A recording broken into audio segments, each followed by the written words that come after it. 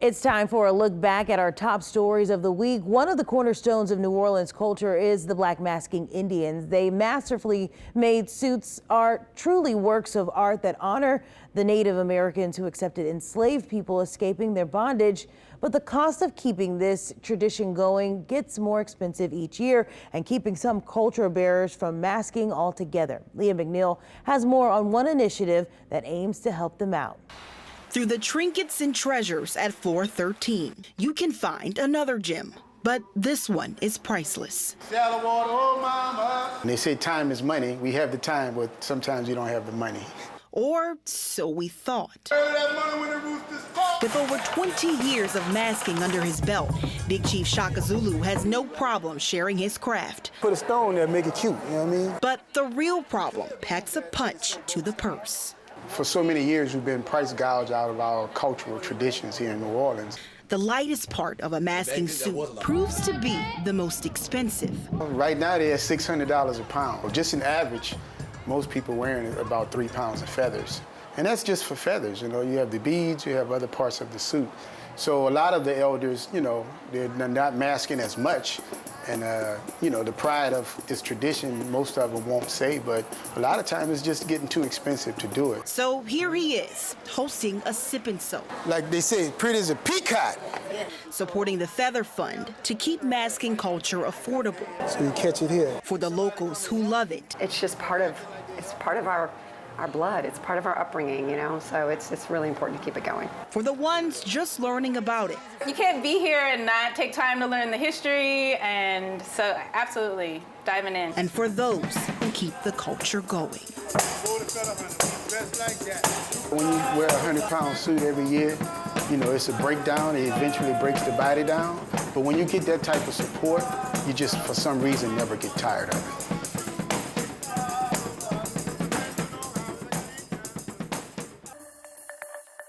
While Mayor LaToya Cantrell and her inner circle are waiting for the outcome of a federal investigation in which a contractor was recently indicted for allegedly bribing her, another case against the mayor in federal court has been allowed to proceed. Investigative reporter Mike Pearlstein explains. In trying to derail a federal civil rights lawsuit, Mayor LaToya Cantrell openly admits that authorities are, quote, conducting a pending, ongoing, wide-ranging, active investigation against her. In fact, Cantrell is listed as Public Official 1 in last month's 25-count indictment against contractor Randy Farrell, in which he is accused of bribing the mayor. And the mayor is also referred to in the earlier indictment against her former police bodyguard, Jeffrey Vappy, who is charged with payroll fraud for allegedly spending romantic time with the mayor while getting paid by the city. Despite all of that, the mayor has not been charged with any crimes. So on the one hand, you have the mayor saying, I haven't done anything wrong, I'm not going to be indicted, you know, and then the other hand, she's using that the potential, the federal investigation and the, you know, potential that there's an indictment to try to slow this down. This week, federal judge Nanette Jolivet Brown denied the mayor's motion, allowing the civil rights lawsuit to go forward. In her suit, Ann Bro claims the mayor violated her privacy in a failed protective order against Bro after she snapped 2 pictures of the mayor and Vappy as the pair sat on the balcony of a French Quarter restaurant. And as part of the mayor's original filing, there was sensitive, confidential information, such as Ms. Bro's social security number, driver's license, an expunged criminal record. Ironically, one way for the mayor to get a stay in the federal civil rights lawsuit against her is for her to actually get indicted. In her ruling, Judge Brown writes, quote, the fact that none of the named defendants in this case have been indicted weighs heavily in favor of denying the stay. Michelle Foster, vice president of the Metropolitan Crime Commission, says all of the legal activity swirling around Cantrell puts her in a tricky legal position. It's a very tough spot, and like you said, I do feel it appears the walls are closing in from opposite side, you know. For the first time, those involved in the deadly Hard Rock Hotel collapse could stand trial 5 years after the tragedy. Talks of a settlement between them and hundreds of people who say they were harmed have broken down. Rachel Hanley shows us that the stalled negotiation could push it into a courtroom. Just days ago, New Orleans marked half a decade since the top floors of the unfinished Hard Rock Hotel collapsed. Oh my God. Now, those involved in the project could face a jury. We are asking the court to try the issue of who's responsible, whose fault for the collapse one time.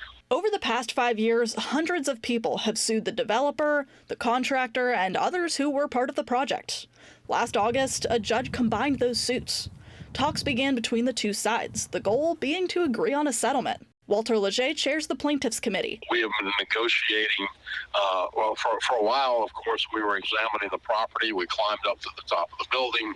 We had experts looking at things. He says his side gave the defendant's lawyers a final offer with a deadline of Wednesday to agree to it. They did not.